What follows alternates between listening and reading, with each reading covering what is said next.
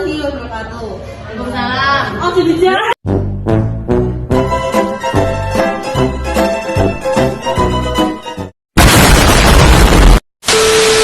Assalamualaikum warahmatullahi wabarakatuh. Hai teman-teman, perkenalkan nama saya Cahya Mbak dari nomor 17. Saya Rosita dari absen 27. Saya dari Dwi Saputra absen 9. Saya Megbalita Ramadita, absen 20. Kami dari kelompok 4 ingin memberikan sedikit penjelasan tentang gelombang berdasarkan arus rambatannya. Kali ini kita akan membahas tentang gelombang. Gelombang adalah getaran yang merambat. Atau dapat didefinisikan, gelombang adalah usikan yang merambat dengan energi tertentu dari satu tempat ke tempat yang lain. Yang akan kita bahas kali ini adalah gelombang berdasarkan arah rambatannya.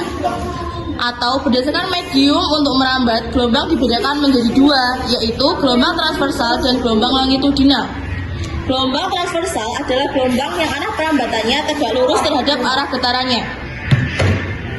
Adapun contoh-contoh dari gelombang transversal yang dapat kita temukan di dalam kehidupan sehari-hari, yaitu diantaranya ialah: 1. Gelombang yang ada pada sebuah air yang dapat terjadi apabila diberi gangguan atau guncangan.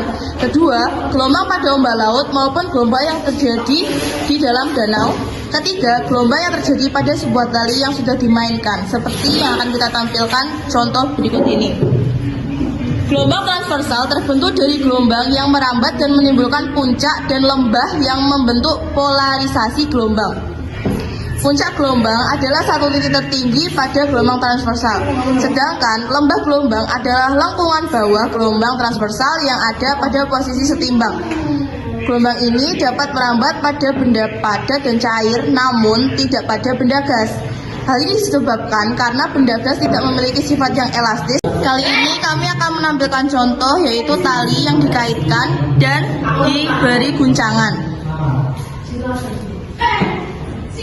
Tali yang digerakkan akan menghasilkan gelombang yang searah dan tegak lurus, sehingga gelombang ini masuk kelompok gelombang transversal. Seperti pada video berikut ini, gelombang tali akan menghasilkan satu lembah dan satu bukit, yang berarti itu merupakan satu gelombang.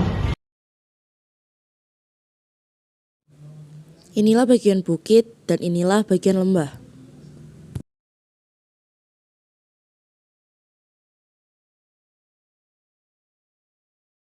Contoh yang kedua yang akan kita beri adalah gelombang transversal yang terjadi pada selingki yang digerakkan. Selingki akan diberikan gangguan ke kanan dan ke kiri sehingga menghasilkan satu lembah dan satu bukit, yang berarti itu merupakan satu gelombang. Selingki yang digerakkan akan menghasilkan gelombang yang searah dan tegak lurus, sehingga gelombang ini masuk ke dalam kelompok gelombang transversal. Kedua contoh yang telah kami berikan itu merupakan kedua contoh yang termasuk ke dalam gelombang transversal.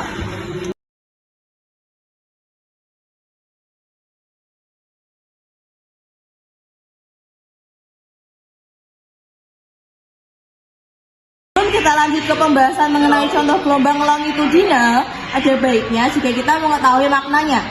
Perlu Anda ketahui bahwasanya gelombang longitudinal merupakan gelombang yang memiliki arah getaran serta arah rambatan sama. Maknanya adalah arah gerakan medium gelombang tersebut sama atau berlawanan arah terhadap perambatan gelombangnya. Biasanya bentuk dari gelombang yang satu ini bisa kita lihat melalui selingki. Salah satu ujungnya kita diamkan, lalu selingki tersebut hendaknya kita sentakan dan rentangkan sehingga bisa berbentuk rapatan juga renggangan, seperti contoh ini. Untuk selingki yang renggang itu disebut dengan renggangan, sedangkan untuk selingki yang bagian rapat disebut dengan rapatan.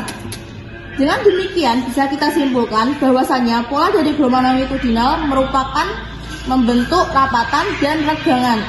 Rapatan itu sendiri merupakan daerah kumparan pegas saling mendekat, sedangkan untuk pengertian renggangan merupakan daerah kumparan pegas saling berjauhan.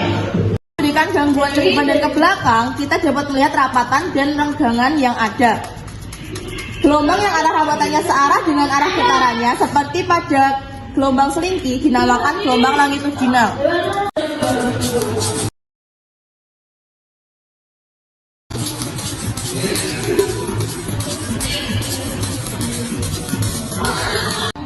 Jadi itulah sedikit penjelasan kami tentang gelombang transversal dan gelombang longitudinal.